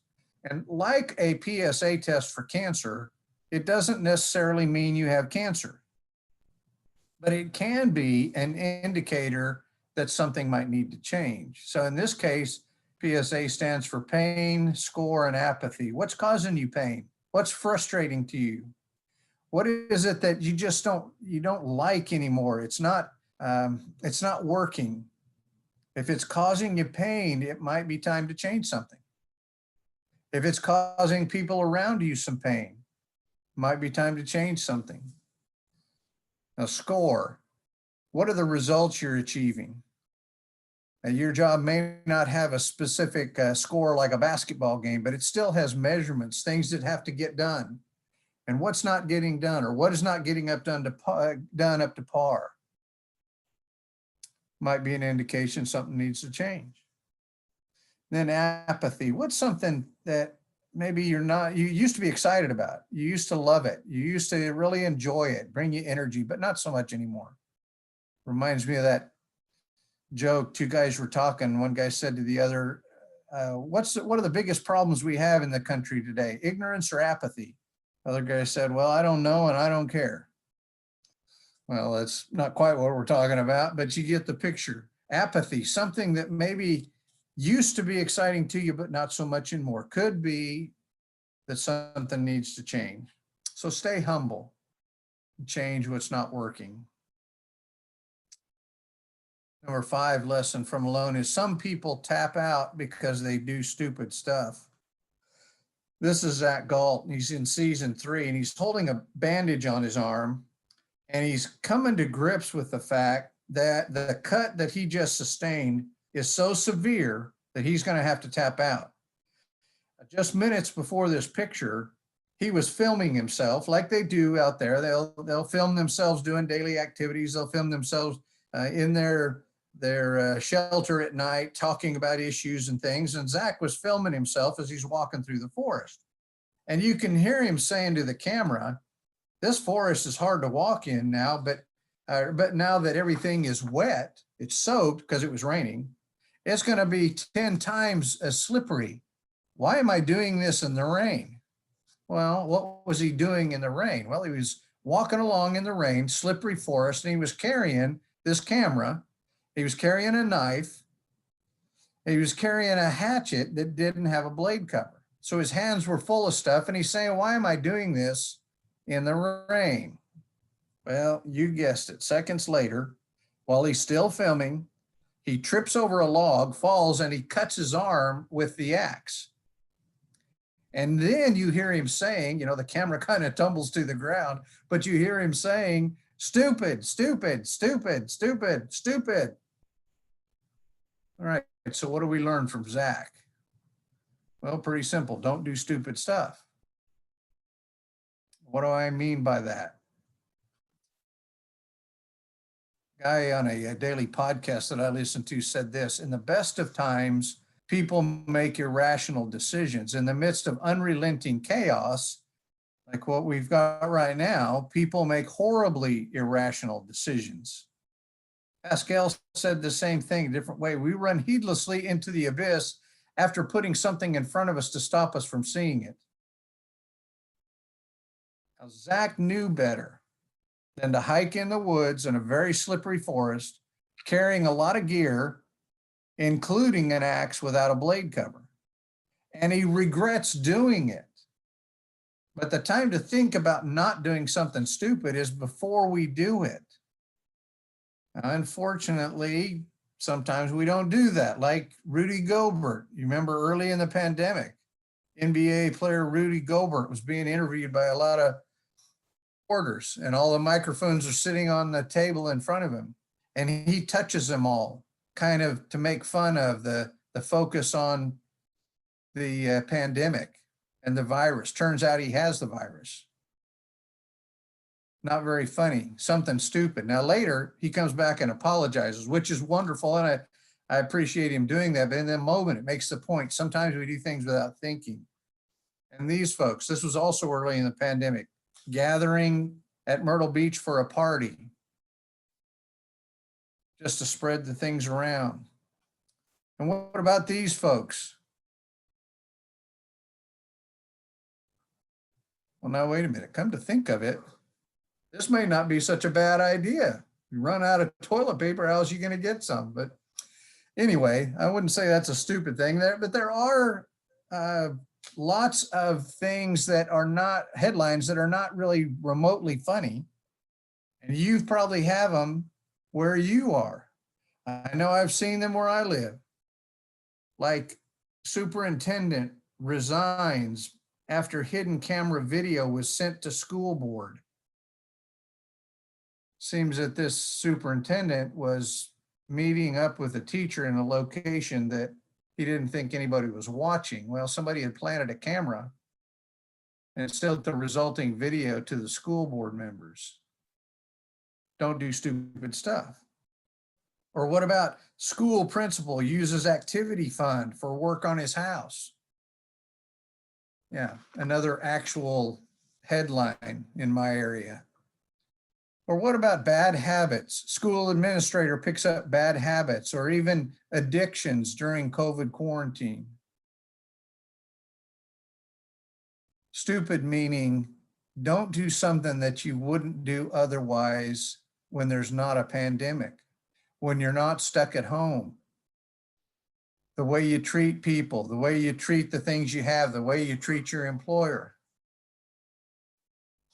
This is not the t-shirt that we want when this whole thing's over. Number 6, lesson from Malone. The hardest part of being by yourself is being with yourself. Every one of the participants on the show, as they filmed themselves, they talked about things that were really tugging at their hearts, things that they were struggling with back home or struggling with internally. Some struggled more than others, but every one of them had to come to face with themselves and determine how to work through it or tap out. Tracy Wilson on season 3 is a good example. On the 8th night of her time in the wilderness, a mama bear and a cub came into her camp and they were sniffing around, and she was filming herself. You could hear it on the camera. Well, she quite impressively scared the bears away with loud noises and a flare. And after the ordeal was over, she sat in her shelter filming herself, and she was saying, you know, this just brought out that rage monster in me. I hate that part of me. I hate to do it, but I'm going to have to tap out. Well, something inside of Tracy was just too big for her to face alone in the wilderness. Later, she would say that Mother Nature is going to bring everything out in you. And I would say it this way: this pandemic and being quarantined at home is going to bring everything out in you. So the same thing can be said for hard and stressful situations. Things in us that we usually deal with through busyness, or we're able to work through with other people that we get to see regularly, or maybe we even avoid them because we've got other things to do. They tend to come to the surface when stress is pushing on us, including things in our relationships with others. The line in the poem, The Invitation, puts it this way: I want to know if you can be alone with yourself, and if you truly like the company you keep in these empty moments. Well, the hardest part of being by yourself is being with yourself. So 2 things: get on yourself and get over yourself. I want you to listen to the definitions I'm trying to get across here, because I'm not talking about guilt. I'm not talking about trying to put pressure on yourself to maybe feel shame. That's not what we're talking about here. So get on yourself. Let me say it this way. Same as get down to brass tacks, or kick yourself in the butt, or roll your sleeves up. Put your nose to the grindstone. In other words, focus and get busy, get determined and disciplined to deal with the situations that we're all faced with, the challenges and the issues. So we don't hide, we don't try to seclude ourselves and figure it out necessarily on our own, but it's something that we're determined to do and disciplined to do. A friend of mine who's a recovery leader, addiction recovery leader, says recovery is not for people who need it. It's for people who want it. And thriving during these times can be said the same way. It's not for people who need it. Thriving is for people who want it, willing to put the time and the effort and work into it. An example of this is not something I've experienced by myself, because I'm not a runner, but a friend of mine who does run marathons says there is a wall, such a thing as a wall that marathon runners hit around the 20-mile mark, maybe it is. So they've depleted all the glycogen stored in their body, and they have no carbs to drive on. And this depleting of carbs is accompanied by feelings of fatigue and negativity, and your body screaming at you to say, stop running, just go lay down and take a nap. And they call that the wall. And I understand that the only way through the wall for a runner is through mental discipline, determination, and encouragement from others. Same thing with the walls that we face. Now, these walls could be anything. Change in the way you have to do business, a change in the way you have to account for things, kids going to school in a different way. You get the picture. We've all had to deal with a lot of different things lately that require discipline and determination. So that's getting on yourself. What about getting over yourself? There is a place and there is a wall that we all hit sometimes in our life, that the wall's not moving. And it really doesn't matter how much discipline you put into moving that wall or determination that that wall is gonna move, that it's not gonna move. Now this wall is generally triggered by a crisis that turns your life upside down. It could be that you're hitting that second wall now. I don't know, but I'm talking about stuff more like a death of someone close to you, a death of a child or a parent or somebody that's right close to you. It could be a divorce, could be a job loss or a cancer diagnosis, a severe car accident. You get the picture. Could be any number of things. But it doesn't matter how hard you push on that wall, it's not moving. And so determination and discipline are needed, but in a different way. We have to have discipline and determination to change ourselves. And that's what I mean by getting over yourself.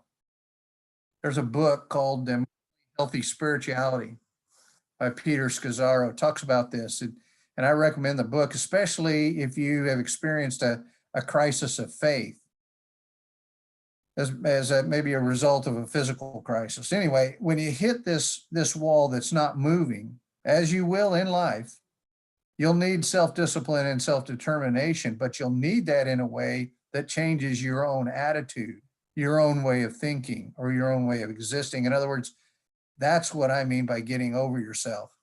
Now, just in case I miscommunicate here, I want to clarify something. I Googled get over yourself. And the first definition that came up was it's a slang term. It's something you say to someone else to stop thinking that they're more important than other people. You need to get over yourself about this. Like you're thinking way too much about you and you're egotistical. And it's when people complain over and over and over about something. Well, that's not what I'm talking about here. The definition I'm using is this on the screen, that it means to not focus on how you're feeling or how you're reacting. Focus on something different. Focus on getting through, not through the wall, but through the situation, because something is going to need to change, but it's not going to be the wall. Viktor Frankl wrote a book called Man's Search for Meaning. He was an Austrian neurologist and psychiatrist that survived a horrible Holocaust experience.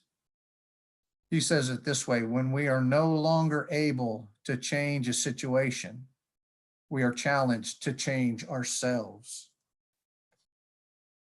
Maya Angelou said it the same way, said it same thing differently. If you don't like something, change it. If you can't change it, change your attitude. So I want to give you 4 practical steps, or 4 practical suggestions to change your own attitude. And these are not things necessarily that you start doing when you hit that second wall. They're just a way of thinking that help you get through the first kind of wall easier and better, but they definitely help you in the second. So the first one is form the habit of asking why this instead of why me. When something occurs to you, be it the first wall or second wall, our tendency is to ask, well, why me? Why did this have to happen to me? And I'm suggesting change that question to why this. Why me is focused on self-pity. It's a victim mentality. Why this is focused on what you can learn from it or what you can do about it. What is this doing here? Why is this here? And what do I do about it? How do I navigate through it? You know, most change in our lives and our perspective and in ourselves comes from stress. It occurs when we have stress, so it can have a good outcome. When you start thinking about why me, it stalls the change. On the other hand, why this opens the door. Second thing is to invest in relationships. Longest running study on what keeps us healthy and happy as we go through life started in 1938, and it continues today. In fact, there's a TED talk that Robert Waldinger, he's the current director of the study, he does, and it's worth listening to because he goes into more detail. But I'm going to summarize that TED talk by saying that the number one finding from this study since 1938 that continues today is that happiness and healthiness has little or nothing to do with the money that you make or the profession you're in or how you were raised or how smart you are or where you live. The number one finding is that long-term happiness and health, both physical and mental, has everything to do with the quality of relationships with other people. So in this pandemic that when we're forced to be isolated, find ways to invest in relationships, family, friends. And I would even go so far as to say if there's any resentment or forgiveness needed, pursue enriching relationships. Help you thrive. Number 3, don't should on yourself. We're really good at finding all the things in which we do not measure up. I need to lose some weight. I need to quit eating so much. I need to quit snacking in the evening, or maybe for you, it's I need to quit smoking, or I need to go to church more, or I should, whatever it may be. I should be doing things differently. We're really good at finding all the things that we should do different. Well, I don't know how else to put this except stop it. Stop using the word should. Don't should on yourself and don't should on other people. And don't let somebody else should on you. I think probably the main thing I would say about this is just be aware when you use that word. Maybe see it as a 4-letter word. Just take pause and think, is this really something I'm wanting to change, or is it just laying guilt and shame on me? Of course, the remedy to that is don't should, just decide to do something about it. Let your determination and discipline kick in. Connect with purpose and meaning outside yourself. Another quote that I like by Viktor Frankl is, those who have a why to live can bear with almost any how. The people on Alone who were there to win money for themselves. And when they went into the wilderness, that's what they're saying. I'm going to win this. It's a $500,000 prize. So they're saying, I'm going to win this $500,000 and here's what I'm going to do with it. Well, they didn't make it. Neither did the ones whose motivation when they went in was to see how long they can last. I just want to see how long I can be here by myself. They didn't make it either. The ones that were able to go for the long term were those that were doing it for someone or something they loved. It's not money or accomplishment or even fear of failing that keeps us going and doing our job every day, but it's the desire and drive that comes from knowing there's something more going on here than just me. Reminds me of the book by Rick Warren, Purpose Driven Life. He says, life's a gift, life's a test, life's a temporary assignment. Now, how does that relate to your job? Thinking about how does a finance officer, how does a business official relate their job to something more meaningful and more purposeful? Well, I think that might be fairly easy for you because you're educating kids, you're educating leaders. You're making a significant difference in the lives of kids. You've got a definite purpose and a meaning, even in quarantine, that's much bigger than just you. So connect with a bigger purpose.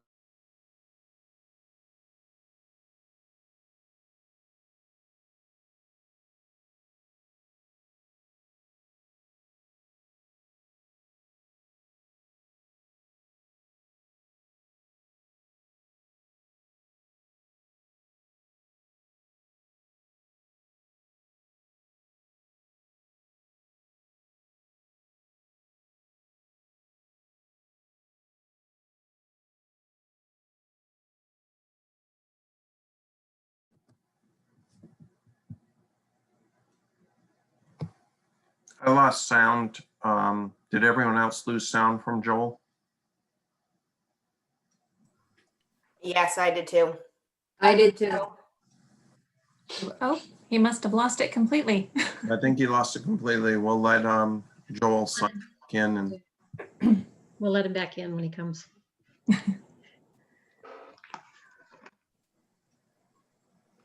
Well, I hope everyone is enjoying this. Lucy, I don't know about you, but I know you've seen this now twice. Yep. And I've seen it a couple of times now. And I think every time I hear it, I always pick up just another nugget or two Mhm. that I think, ooh, I missed that the first time somehow. So Yeah. he does a fantastic job. I hope everyone else is enjoying it. it is. I think it's timely. Yeah, I he's feel very bad he good. can't hear me giggle when he tells a joke. You know, it's kind of weird on here. He like doesn't know our reaction and I'm giggling, but I'm muted. You know what? He actually, when he does other presentations, when they're live or when they used to be live, he has a lot of those, and it's always very entertaining, to say the least. He's very good. Yeah, he's been doing this for a long time, and he actually just transitioned into the role that he's in. I think it was middle of last year, where this is all that he does now. He only goes out and speaks to the organizations that we partner with, just to really, by taking feedback from our school districts we work with. Like this actually came up, this presentation came up just from our school districts telling us we are really struggling right now. You know, we're struggling just to, you know, there's just a lot going on. And so that's how this presentation, you know, came about. Oh, looks like we got Joel back. Yes, I'm so sorry about that. You still have time to finish up? Yes, please.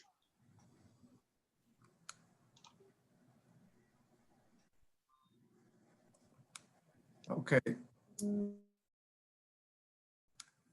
I have no idea what happened to technology. I'll blame it on technology, but my apologies for that. So, okay, so let's go to number 7. I think of what I was commenting on, and I don't want to minimize chronic depression. Don't want to say anything about clinical depression.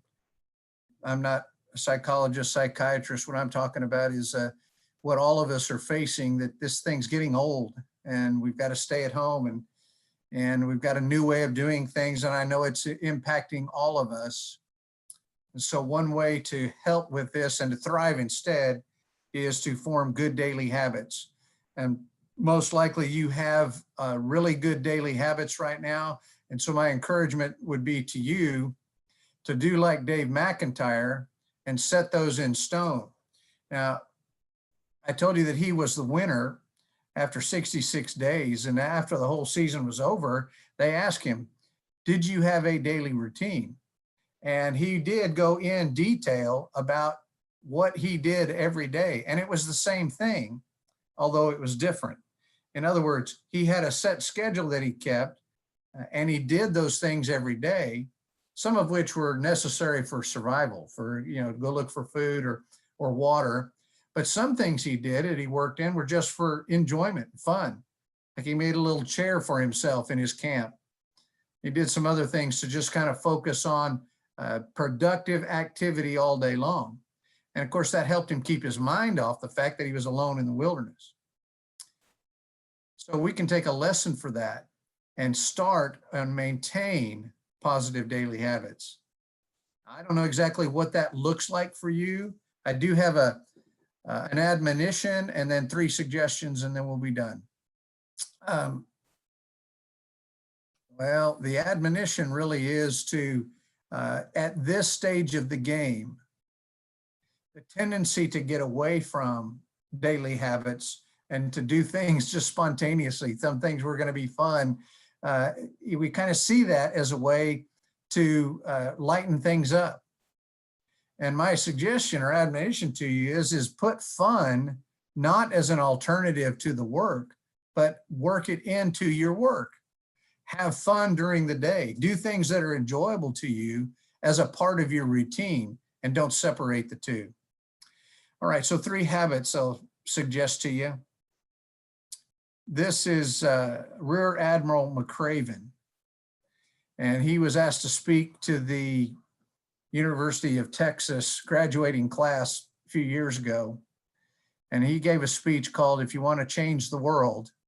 And he gave several things to do to change the world, one of which was make your bed. Now, this was kind of like that happiness and gratitude thing. I thought, well, that sounds all fun and good, but does it really make any kind of difference? And I started doing it. And what it does is it causes your brain, your focus to be on accomplishing something simple first in the morning. So you do something, you started off that you feel good about, get your day started off right. So make your bed. And so my wife and I have both been doing that for the last few years. And sometimes we'll just race out of bed to see who can make the bed first. Well, we don't really do that, but you get the point. And then once you've made the bed, you can look at your handiwork and it starts the day off on a different trajectory. So one positive daily habit, start your day with something positive, something you accomplish, such as make your bed. Second positive daily habit comes from a book by Brian Tracy called Eat That Frog. And what he's talking about is procrastination. More specifically, procrastinating things we don't like to do. And I know that maybe that doesn't happen for you, but it does to me. And if something's unpleasant, I tend to put it off. Well, and what Brian Tracy's suggesting is do that first. Eat that big frog. If your job's to eat a frog, or you got something negative to do, or something you're really not looking forward to, do that first. And if you got 2 or 3 things that you're not looking forward to do, eat the biggest frog first. And that way that'll free you up for the rest of the day to do other things and put more of your focus into things that will help you be more productive. The third suggestion of a daily habit is don't take your phone to bed. You'll sleep more and sleep better. You talk to your spouse more and you'll have better mornings. So this was another one of those simple things that I thought, well, I'll try this, see how it works. Because both my wife and I used to sleep with our phones right on our nightstands. And I started looking at it and watching my behavior.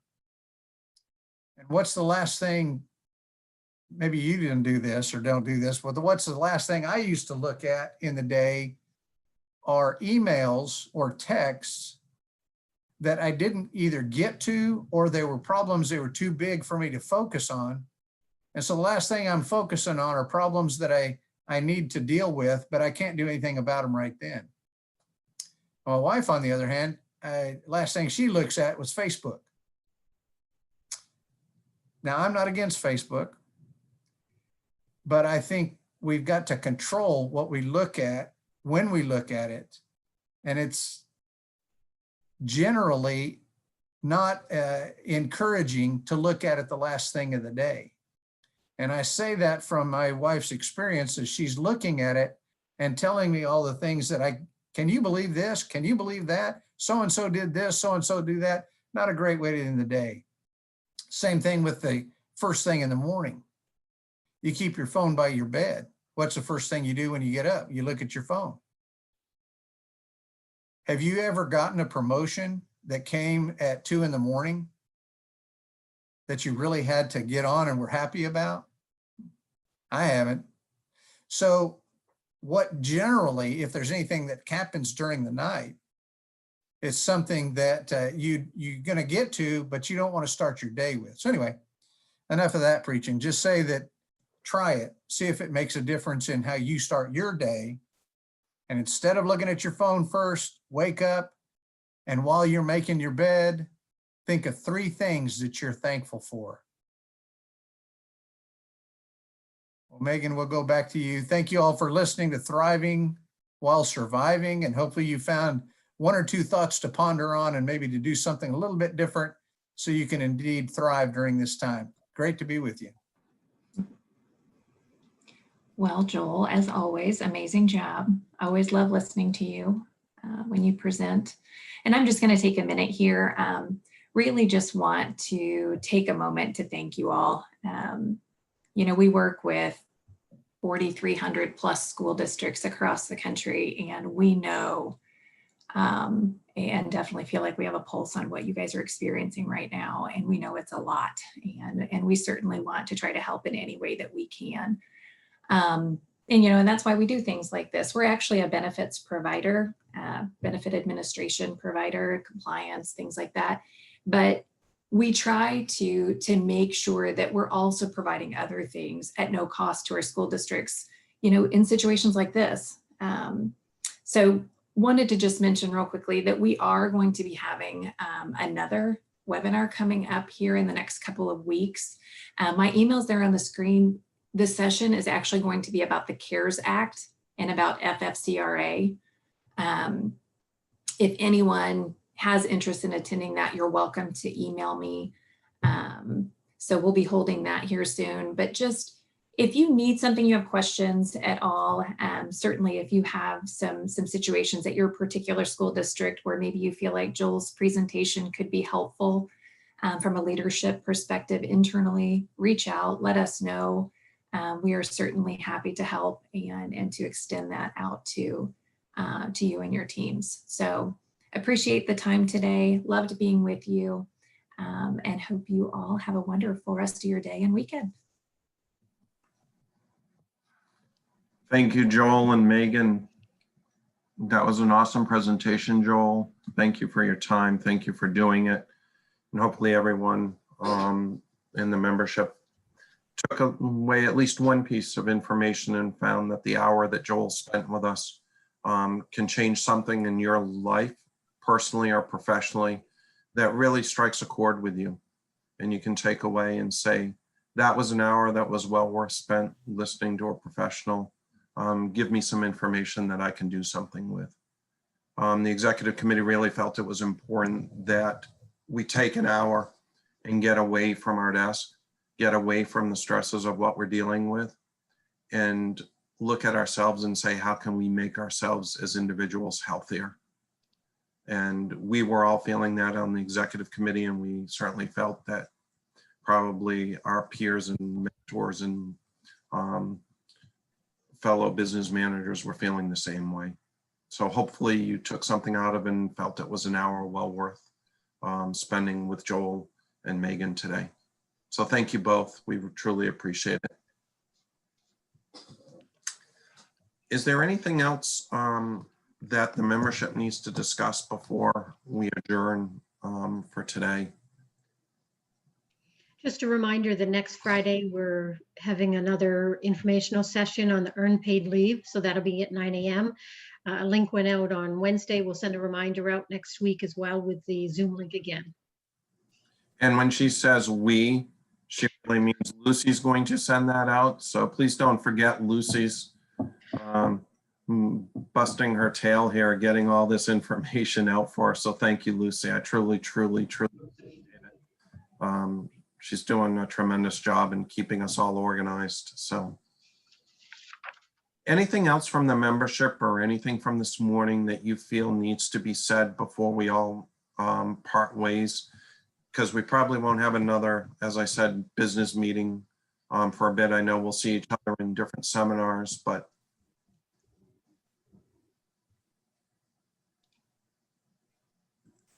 I would just like to thank all of you guys who set this up and organized this and take time out of your day, because I can tell you, I don't feel like I have time out of my day to organize any of this stuff. So I applaud you guys for being able to still do it. thank you very much, Terry. And I'll certainly share that with the executive committee. We appreciate that. Lucy got a call from me at like 8:30 or 9 o'clock last night. She's probably wondering, what's he calling me about now? But she answered. So it does feel valued that you folks feel that you're getting what we can give you and effort we have. And if you're feeling that and we're able to do it, we'll do it as long as we can. And hopefully this new part-time position that we bring back details will only make the organization stronger and go in a positive direction that I feel and the committee feels we need to go, and hopefully you feel the same. I want to sincerely, on behalf of all the officers, thank you for your time. We know that we took a couple hours out of your day today, and thank you for being here. Thank you for sharing with us. And hopefully you have a great weekend with the warm weather. Executive committee, I am going to go in if you're available. I had set it up at noon. I'm going to change that in about 5 minutes. And if we could meet in 5 minutes, that would be great. You all have a great weekend. Thank you, guys. Have a good weekend. Thank you, Megan. Thank you, Joel.